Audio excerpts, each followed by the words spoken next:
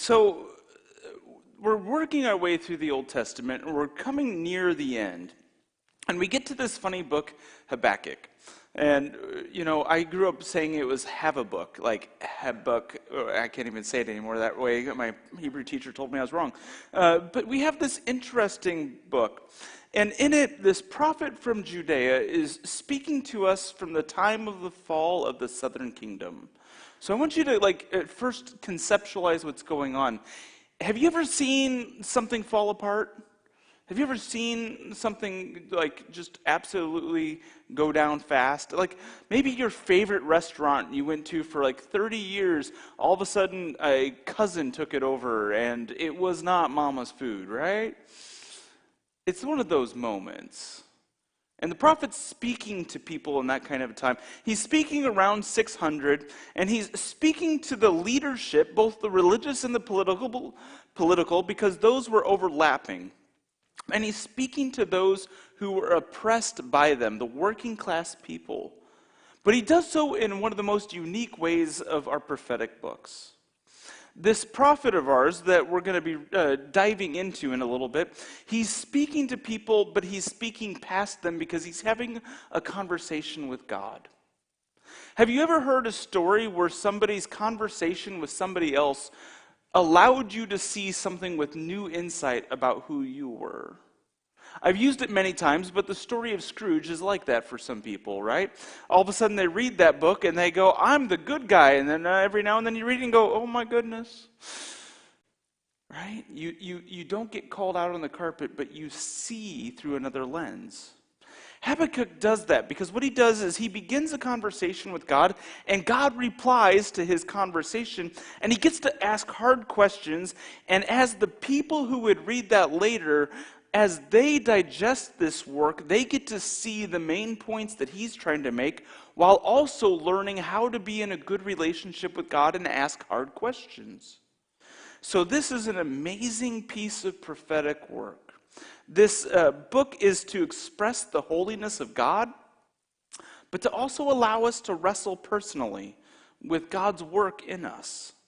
I don't know about you, but as a preacher for myself, I find this book really rewarding to read every now and then because as a preacher, my job is to help you experience the holiness of God. If you came to church and you didn't want to find the holiness of God, I'm so sorry, because that's what I'm going to try to point to over and over and over again. But even as a pastor, even as somebody who's called to preach, I've got some questions for God. How many of you have a list of things you want to ask God when you meet him? All right? Almost everybody's got a list, and some of them are like the same ones all of us have, but every now and then we're like, why did the Cubs have to wait so long? Right? Every now and then we've got our own other issue that we want dealt with. This book, in many regards, allows us to ask those questions in the here and the now. This prophet didn't wait until a time in which he would be deceased to ask God questions. Instead, he lived a life where he asked it. So as we break down the book a little bit before we start preaching on it really, just know that it's broken up into 3 sections. The first section is a first question. The second section is a second question. What's the third section? Everyone assumes. I always know who didn't read it. No, it's not a third question. It's a prayer. Habakkuk has these 2 questions that he has of God. God has responses. And the ending of it is kind of the prophet coming to peace with the response that God gives him. If you've ever asked hard questions or sought the answer to hard questions, oftentimes you don't get the answers that you were looking for. But oftentimes when we wrestle with God, God will give us a peace that we're looking for. Habakkuk would have been a great rabbi. Habakkuk would have been somebody who asked that what is the thing behind the thing that most of us need to do on a regular and ongoing basis. He questioned everything and he wrestled with God until he could find an answer. And if any of you remember in the Bible, those who wrestled with God, every now and then it doesn't end well for your hips or it doesn't end well for where God sends you, but it ends with you learning something deep and profound about who you are. This is a book about trying to get to hard truths and to find out that God will entertain those questions. So I'm going to endeavor to try to preach this sermon in kind of two parts. Don't worry, it's not a 3-hour sermon. I've got it tamed back a little bit. But I'm going to endeavor to preach it in two parts. The first part, besides that Bible study part we just did in the beginning like we do on all of our books, is going to be going through the nuts and bolts of what the author is trying to do and how he's trying to do it, and some of the details that go into that and how those are important. But then I'm going to try to make it make sense for us today, because we don't live in ancient Israel with Babylon next door like they did. So how does this make sense for you and me today? So here we go. Let's jump in for a few minutes. Habakkuk lived in a time of injustice and idolatry. If you get nothing else out of this, understand that when he lived in a time where people were experiencing massive amounts of injustice, and there was a massive amount of idolatry going on, and that was within Israel and within Babylon. We're going to deal with both of these nations at the same time in this work. And so while he's living in that time of injustice and idolatry, he doesn't speak on God's behalf to the people. Most prophets come and they speak God's justice to the people, and he speaks to the people trying to tell them what God wants them to hear. But instead of him going to the people, he goes to God with questions. I hope you get the courage to go to God with your questions as well. And then this poet, he lodges complaints. How many of you have ever been brave enough to complain to God? All right? Actually, I hope you are. Because this prophet, he says, I'm going to go to God with what is concerning me, and I hope that I find that answer. He doesn't get all the answers he's looking for. I'm going to cheat ahead for you with that. But he is able to lodge these complaints. So the first two sections of the book are questions, and they're kind of complaints. The first one is that he recognizes that Israel's leadership, the religious and the political, they're corrupt. These people are not doing what God's will is. And so he's complaining, and he's like, God, would you bring your justice on them? Would you do something about this? These are supposed to be your people. You raised us up. You promised to be our God, and we're supposed to get things right, and it's just bad. The leadership is oppressing the people. They're doing harm to them. And so he asks for God's justice, and God says, I will bring my justice on Israel, and I'll do it through that great enemy of yours, Babylon.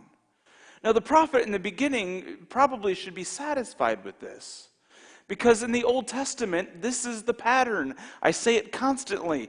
God makes covenant, people agree to covenant, they have a good time, then they break the covenant, then God smites them, rinse and repeat. This is just the pattern that's going on. But the prophet here, when he recognizes the pattern, and God says, I'm going to send Babylon to do this work, the prophet goes, about that moment, God, why are you sending Babylon? Aren't Babylon, they're worse than us. Have you ever had that in your life? No? Oh, come on. How many of you had siblings? Sibling rivalry. You get it in a minute, you're like, man, Mom, I'm not as bad as my brother. Doesn't matter what you were or not. But you see the problems in them. Or maybe at work, you work for somebody who's advanced farther than you, quicker than you, but you realize that they're a no-good scoundrel, right? They're cheating or they're doing something to get their way up. And you see their problem. And when you get called out on your problem, or you ask for help on your problem, and then you get referred to them, you're like, well, they're worse than me. Do you notice what that is? It's deflection. It's you moving the blame away from yourself onto them. And the prophet does it naturally for the people of God in the beginning of his question. In the beginning of his question, he gets frustrated, and God answers back, and God says, I'm still going to take care of your people, but I'll still take care of Babylon in their time. That's not for you to worry about. How many of us are worried about things that aren't ours to worry about? That's what's happening in the beginning of this book. The prophet and God are going back and forth because the prophet wants what he wants, but he wants it in the way that he wants it. And sometimes that's too much to ask. And so what happens in the beginning of this book is this tense relationship, this conversation, but God begins to work on it, and it leads to the prophet experiencing a series of woes. He's trying to get off of his chest, unburden himself, the actual condition of what's going on in the world around him. And so whether he's talking about Israel or Babylon, which are almost mirroring each other, Israel is almost like a miniature Babylon in its living in this moment. He expresses these 5 woes. Now the first 2 woes are nearly identical. The first 2 woes are about economic injustice. Now, these first 2 woes about economic injustice, he's saying this. He says that the wealthy elites of our day, whether it's the Israelites or the Babylonians, what they're doing in this moment is they are making sure that they are oppressing people who are poor and building a system where all the money the poor people make goes to the wealthy elites. Now, if you ever heard of a time in American history, not just that of slavery, but of indentured servanthood. During the time of indentured servanthood, what you would do is you would say, I will sell myself to you for a period of 3 to 7 years, and I will work for you during that time, and you will pay for my travel to America or my whatever is happening. But what happened in part of that period of time was that some of the people who would do this, engage in this relationship, would begin to charge this people who would have sold themselves for that period of time for their tools, their food, their lodging. And guess what? When you set the rates, you can keep somebody in a vicious cycle over and over and over again.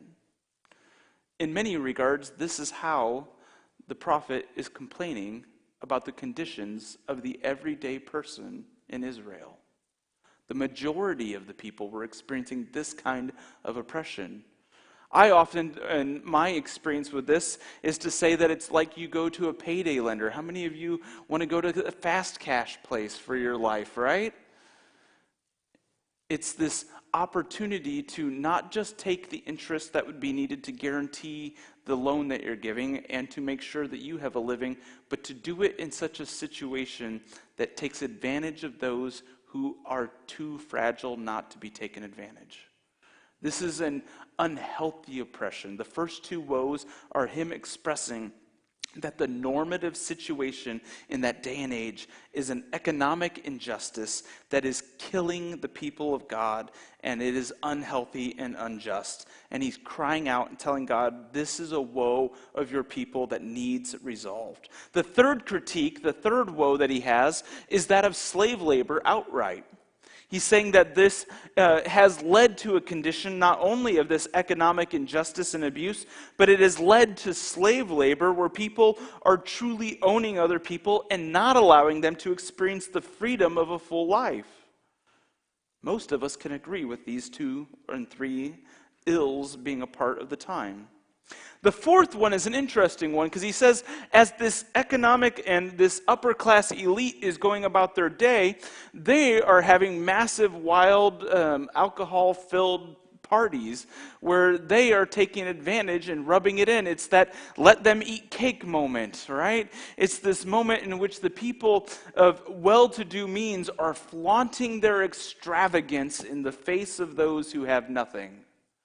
If you've ever been hungry and you watched somebody eat a sandwich and then throw the rest away, you don't have a good feeling, do you? And he's saying that this is how the leaders are treating us. Those who should have the position to raise us up are, instead of taking responsibility for the community of God, are flaunting their power and their wealth in inappropriate ways. The first 4 complaints lead to the 5th, and the 5th is the heart of the matter. The 5th is this: it's that the people are idolatrous. Idolatry is holding something up to the level of God that is inappropriate to do so. Anything but God. And what the prophet proclaims in this moment is he says that people, whether it's the Israelite leaders, but especially the Babylonian leaders, he really hammers on them in this moment because, again, he's upset that Israel is going to experience justice through Babylon, and Babylon is so corrupt. And what he says is that they're so idolatrous about their own power that is what they worship now. Forget their other gods for a moment, he says. They are so consumed by their economic and militaristic might, in which they conquer not only the Israelites but all the other neighboring people, that is what the people of Babylon worship. And so what he says is that Babylon, with these woes, and Israel, as they've lived out parts of these woes, have become so untenable that God has to do something about it. And so God answers the prophet. And he answers him face to face. And he says to him that God will take care of what God will take care of in his own time. And it's not the most pleasing of replies to come back at it. But it leads us to that third chapter. It leads us to a third chapter in which it reminds us that God, in the face of oppression, has always led to action. And so this book begins in the third chapter to sound like other prophets like Micah and Nahum, but it also sounds like God at Mount Sinai. It sounds like God in the times in which he overcame the powers of Pharaoh, splitting the seas, acting in a warrioristic way to save his people. That God, when he hears the cry of oppression, will act. And that even in God's moment of salvation of the Israelites in the past, where he saved them from Pharaoh, he also took care of punishing Pharaoh for his actions in the past. And he says that you don't get to choose how I do it, but trust that I will. Now, how many of you like this book? No? Why don't we like this book? We don't like it because the answers that we get are answers that are hard. Just as the questions were. The questions were questions of what is true justice? When does God choose to act, and can we influence it? What happens when people that we've trusted act inappropriately and we can't seem to stop the cycle? These questions can be very difficult. I remember when I was first a pastor and I began my ministry, I had no idea what I was doing. I was wild and not getting the help that I thought I needed, right? I didn't have anyone on staff to tell me I was doing something right or wrong. I was supposed to have a mentor, but I didn't meet with them for like the first year because of a whole bunch of circumstances. And so when I first got into the ministry, I was crazy. We'll just be honest. You guys be glad you didn't see me in my first year, okay? And when things that I did went wrong, in my head I had an escape.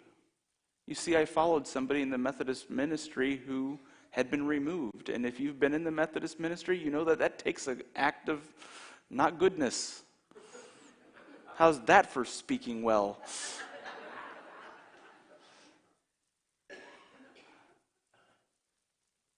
And so anytime I wanted to deflect from my own problems, I had somewhere to go. I tell you that because how many of us, when we're deflecting from our own problems, go somewhere else? This prophet had real problems to help solve for the people of Israel. Hard questions, intimate questions, questions that dealt with justice and integrity and leadership, and get us back to the piece of scripture that we started with.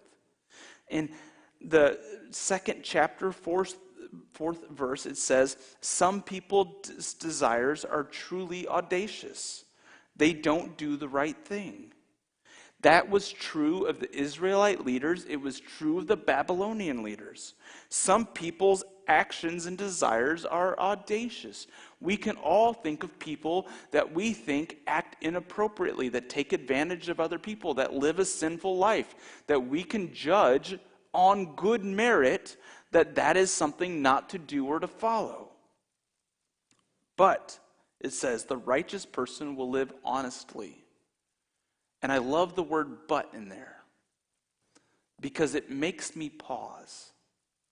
Because it says, but the righteous person will live honestly. And if you're going to be a righteous person, which means the person who's not living audaciously, the person who is going to do the right thing, what you need to do is live honestly. And to live honestly is to have that inward reflection, that critical eye, that allows you to pause before you have broken that covenant, that allows you to pause before the world is thrown into chaos, that allows you to not be Babylon and to not be the brokenness that Israel was experiencing, but instead to trust in God, his provision, and his timing, and to be open and transparent so that you might be a part of the solution and not a part of the problem.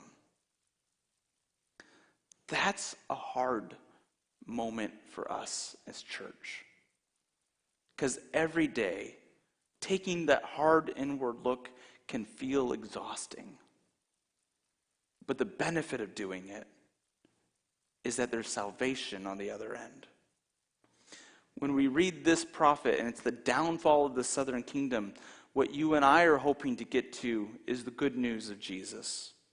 What we're hoping to get to is the moment in when Jesus would come and bring salvation for all of us, and that we can feel better about the situation in Israel. But what we miss is that it is a long period between the downfall of Israel and the coming of Jesus. And not only does Babylon go through its ups and downs, but it experiences the Roman oppression that will follow. It experiences Israel's chaos. And in the midst of that chaos, though, there's always that promise that God will be present to his people, and that his people, when they ask the good questions like this prophet did, even if they don't get the answers they wanted, they will get ones that lead them in the direction of life. In a moment, I'm going to finish the sermon, I promise. But I want to finish this sermon actually with a prayer like I always do. But I'm going to read a prayer to you that was given by Bishop Woody White at the end of the General Conference in Denver in 1996. Every now and then I've read this prayer since I first heard of it when I was in high school. And when I read this prayer and when I go through it, I think of this prophet occasionally. Because in many regards, this prophet's wrestling had to have been somewhat like the opening line from the prayer, a bit of torment. But it didn't end in the pain and anguish of torment, but it ended in him understanding and having peace and being able to trust in God. And that's what I want for all of you, to ask hard questions that might torment you a little bit, but so that you might be led to the peace of God. So would you hear this prayer and receive it with grace? And now may the Lord torment you. May the Lord keep before you the faces of the hungry, the lonely, the rejected, and the despised. May the Lord afflict you with pain for the hurt, the wounded, the oppressed, the abused, the victims of violence. May God grace you with agony, a burning thirst for justice and righteousness. May the Lord give you courage and strength and compassion to make ours a better world, to make your community a better community, to make your church a better church. And may you do your best to make it so. And after you have done your best, may the Lord grant you peace. Amen.